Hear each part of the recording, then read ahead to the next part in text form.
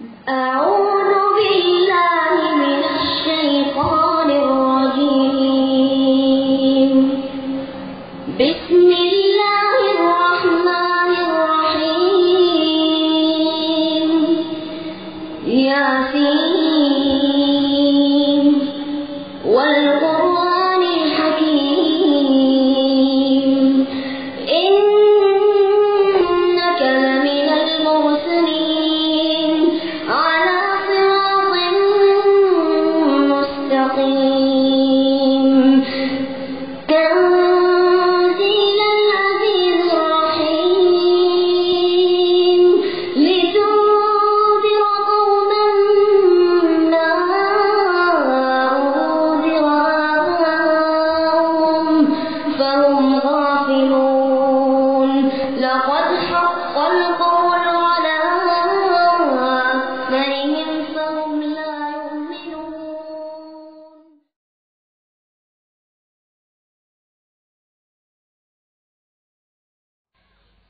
அல்லாஹ் சொல்கிறார், இறைவன் சொன்ன முறைப்படி சொத்து பிரிக்காவிட்டால் நரகத்தில் நிரந்தரமாக்கி போட்டுகிறான்.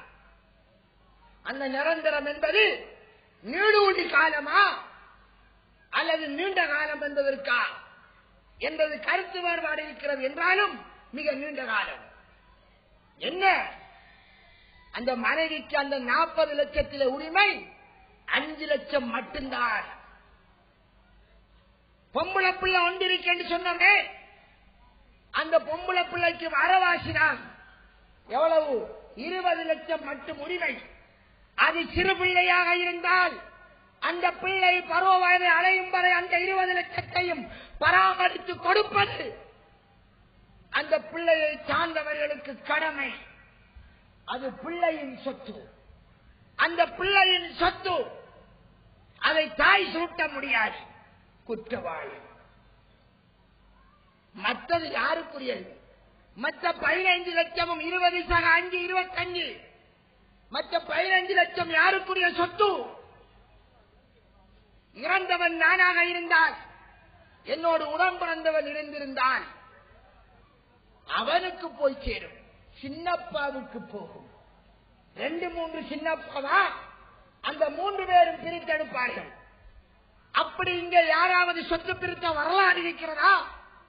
அல்லது தாயும் பிள்ளை தான் அனுபவித்திருந்தால் அந்த பிள்ளை தன் தகப்பரின் சகோதரிக்கு சேர வேண்டிய சொத்தை அனுபவித்து நரகவாதியாக வாழ்ந்து கொண்டிருக்கிறாள். ஜக்காத்து 2% கொடுத்து சொர்க்கத்துக்கு போக பார்க்கிறோம். 15 லட்சம் அனுபவித்து சிம்பிளா நரகத்துக்கு போய்க்கிறோம். இதில் பாவிகள் 2 சாரார். ஒன்று அந்த செயலிலே சம்பந்தப்பட்டவர், மற்றது யார் தெரியுமா? இப்படி சமுதாயத்தில் நடக்கிறது என்று தெரிந்தும் இதை சொன்னால் நாமும் பெண்ணுடைய வீட்டிலிருந்து வெளியிறங்க வேண்டி வருமே என்று கருதி இவ்வாறான திருமண வசனத்தை மக்களுக்கு வழங்கப்படுத்தாமல் ஊரோடு போங்கிலே நாம் அனுப்புவோம் என்று போறார்களே ஹஸ்ரத்துமார்கள், அல்லாஹு அக்பர். அவர்களும் நரகவாதிகளாக ஆக வேண்டி ஏற்படும். ஏன்? மன்றா நின்கும் முன்கரன் வலியு கையிருகுதியதி.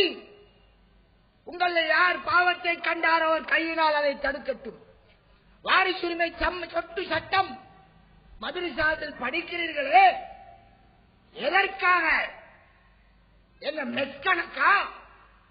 மெக்சிம் எங்களுக்கு தெரியும் என்று சொல்வதற்கா? அல்லாஹ் இட்ட கட்டளை. இஸ்லாம் மார்க்கம் வெறும் தொழுகை நோன்பு மார்க்கம் அல்ல. முழு மனித சமுதாயத்தின் அனைத்திலேயும் செல்வாக்கு செலுத்துகின்ற ஒரு பூரணமான மார்க்கம். அதை மக்களுக்கு சொல்ல வேண்டிய ஒரு ஹஸ்ரத்துமார்கள். அவர்கள் சொல்லுகிறார்கள் இல்லை. இன்னல்லதீன யக்துமூன மா அன்ஸல்னா மினல் பையினாத்தி வல் ஹுதா மின் பஅதி மா பையன்னாஹு லின்னாஸி பில் கிதாப் உலாயிக யலஅனுஹுமுல்லாஹு வ யலஅனுஹுமுல் லாயினூன். ரொம்பவும் காரமான வசனம். அன்றைக்குரிய மௌலவிமார்களே, இது உங்களுக்கு தெரிந்த வசனம், காரமான வசனம். அல்லாஹ்வினால் தொடர்ந்து சபிக்கப்பட்டுக் கொண்டே இறை சாபத்துக்கு உட்பட்டுக் கொண்டிருப்பவர்கள் யார் தெரியுமா? மக்களுக்கு அல்லாஹ் வேதத்திலே திட்டத் தெளிவாக எடுத்துச் சொன்னதன் பின்னரும் அதனை மக்களுக்கு எடுத்துச் சொல்லாமல் மறைத்துக் கொண்டிருக்கிறார்களே, அவர்கள் நிச்சயமாக அவர்களை அல்லாஹ்வும் ஏனைய சபிப்பவர்களும் சபித்துக் கொண்டே இருக்கிறார்கள். அல்லாஹ் நிகழ்காலத்தில் சொல்கிறார், இறந்த காலத்தில் சொல்லவில்லை. சபித்து விட்டார் என்று சொல்லவில்லை, சபிக்கின்றார். தொடர்ந்தும் சாபத்துக்குரியவர்கள். இதே நேரம் அவர் அல்லாஹ்வை உண்மைக்குண்மையாக பயந்து நடந்தால் அவர்களுக்கு தான் உலகத்தை விட மறுமையிலே அந்தஸ்துகள் அதிகம். மிகவும் சங்கைப்படுத்தப்பட்டவர்களும் அவர்கள். ஆமனு மின்கும் வல்லதீன ஊத்துல் இல்ம தரஜாத்.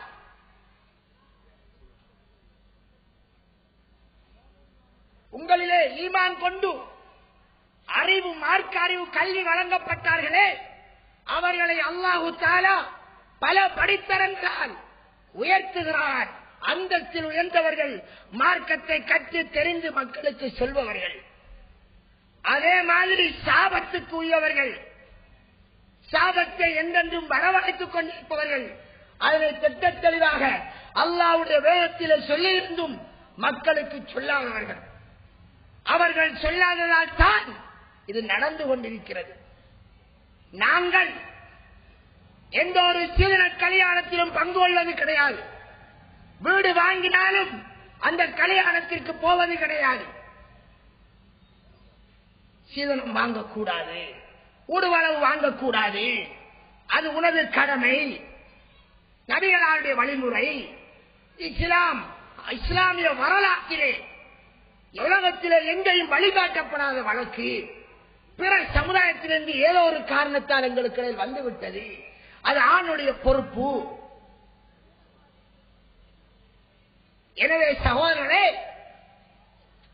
நாங்கள் சிந்திக்க வேண்டும்.